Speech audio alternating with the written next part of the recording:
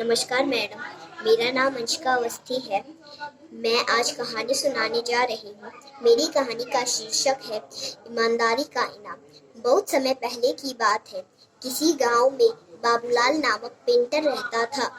वह बहुत ईमानदार था, किंतु गरीब होने के कारण वह घर घर जाकर पेंट किया करता था। उसकी आमदनी बहुत कम थी। उसका घर बहुत मुश्किल से चल पाता था। पूरे दिन मेहनत करने के बावजूद भी वह सिर्फ 2 वक्त की रोटी ही जुटा पाता था। वह सोचता था कि काश मैं बड़ी दुकानों में काम करता, जिससे मेरी आमदनी भी अच्छी होती। पर वह छोटे मोटे काम ही बहुत लगन और मेहनत से करता था।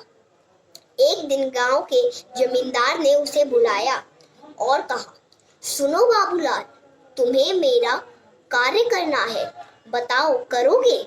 बाबूलाल ने कहा, जी हुजूर, जरूर करूंगा। अब काम बताइए। जमींदार ने कहा, मैं चाहता हूं कि तुम मेरी नाव पेंट करो, वो भी आज ही। और बाबूलाल ने कहा, ठीक जी हुजूर, मैं आपकी नाव आज ही पेंट करके दे दूंगा। और फिर जमींदार ने कहा, तुम इसकी कितनी कमाई लोगे? बाबूलाल ने कहा, वैसे तो इसकी 2000 कमाई है, पर आप मुझे 1500 रुपए दे दीजिएगा।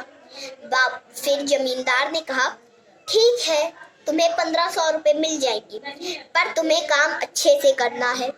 बाबूलाल ने कहा, जी हुजूर, आप इसकी चिंता ना करें, काम अच्छा ही होगा। ऐसा कहके बाबूलाल और जमींदार दोनों नदी किनारे नाव देखने चले गए।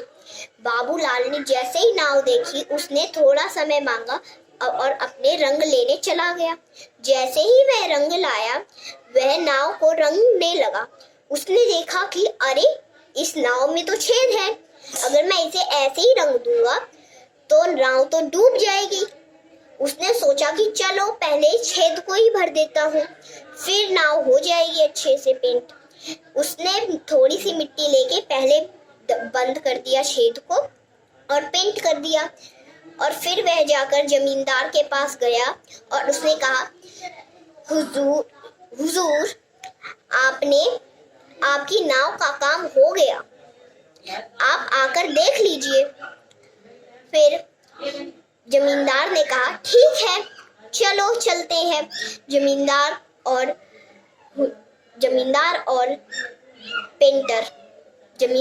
और पेंटर नदी के किनारे फिर से गए नाव देखने। जमींदार ने जब नाव देखी तो जमींदार ने कहा, बहुत अच्छे बाबूलाल, तुमने बहुत अच्छा पेंट किया है। ऐसा करो, तुम इसकी कमाई कल लेने आ जाना। बाबूलाल ने कहा, जी हुजूर, मैं कल आ जाऊंगा। और दोनों अपने अपने घर चले गए।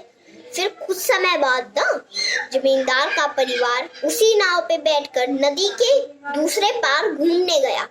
और उसी दिन की शाम को उनका नौकर रामू, जो नाव की देखभाल भी करता था, वह आया।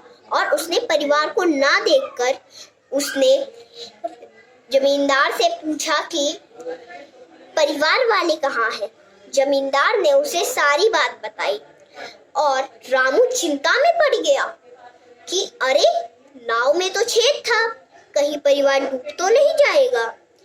तो फिर जमींदार ने कहा, रामू, तुम यह बात सुन के इतना चिंता में क्यों पड़ गए?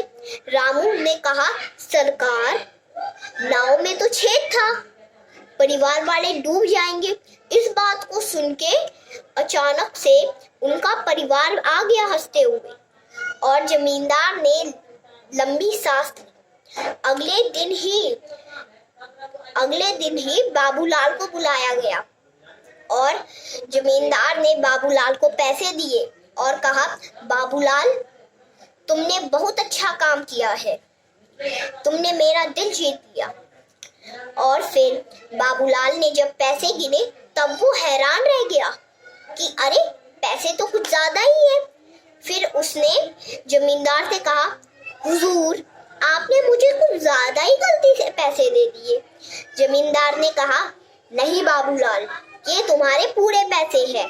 बाबूलाल ने कहा, नहीं हुजूर, हमारे बीच तो 1500 की बात हुई थी, पर ये तो 6000 है। तो फिर ये फिर ये मेरे पैसे कैसे हुए? फिर जमींदार ने कहा, तो यह तुम्हारे ईमानदारी के पैसे हैं। फिर बाबूलाल ने कहा, कौन सी ईमानदारी के?